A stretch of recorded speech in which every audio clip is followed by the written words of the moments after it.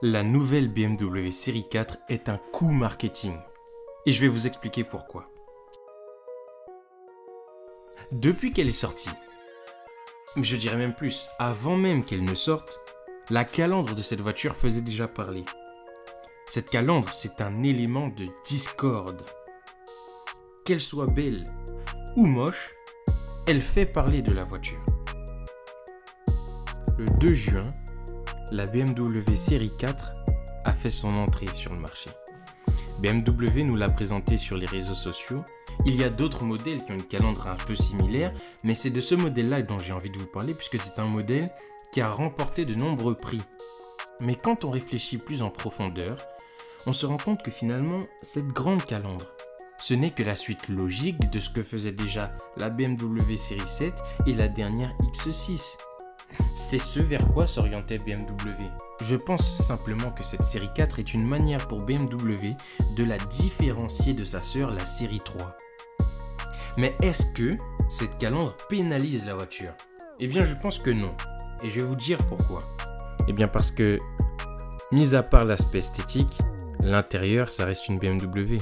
Et à l'intérieur, cette voiture reprend tous les éléments qui font que la BMW série 3 est autant appréciée.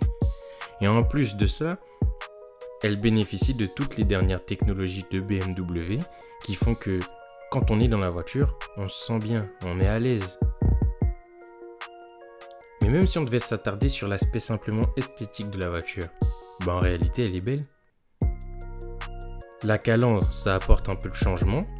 Pour ceux qui ne sont pas fermés d'esprit, finalement ça peut être une nouvelle manière d'apprécier les BMW. Et si on regarde la coupe de la voiture, ça reste très fidèle à ce que proposait l'ancienne génération, si ce n'est que ça la rend encore plus belle. Rien qu'à regarder l'arrière. Vous voyez les phares, comment ils sont dessinés? Ça fait partie des éléments qui font que le design arrière des BMW est si apprécié. Tous les avis négatifs à propos de cette voiture, ce sont des avis qui sont purement subjectifs. En général, ce sont ceux qui n'aiment pas BMW qui vont parler de cette calandre.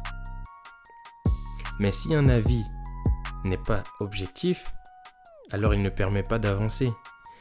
Et du coup, ça donne simplement une occasion de parler de la voiture sans pour autant impacter les ventes ou avoir un impact négatif sur la réputation de la voiture.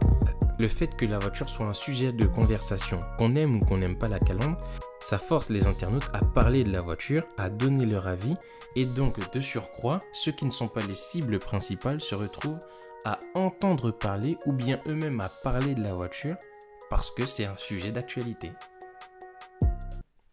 Ok, les commentaires sur cette calandre sont négatifs, mais ce que je crois, c'est que cette BMW, c'est exactement comme l'iPhone 10. Beaucoup de critiques à sa sortie, mais au final, elle va bien se vendre. Et l'avenir nous dira si j'ai raison. Sur la base de cette réflexion, on se laisse en attendant la prochaine vidéo.